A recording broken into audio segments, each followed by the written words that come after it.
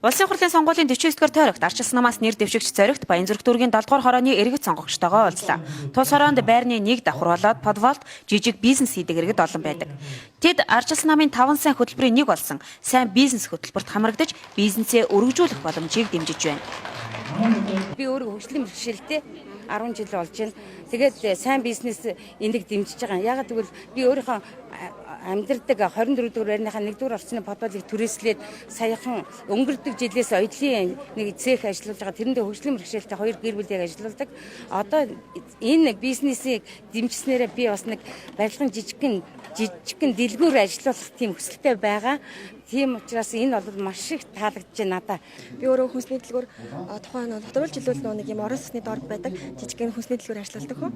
Тэгээд нөгөө нэг би ч маш талаг хүн штэ. Тэгээд жаамч цаашаа улам дэлгэрүүлээд хизээ нэгэн цагт ингээ миний сүлжээ ном хайпермаркет эдгээр шиг юм том сүлжээ дэлгүүр болохыг маш хүсдэг.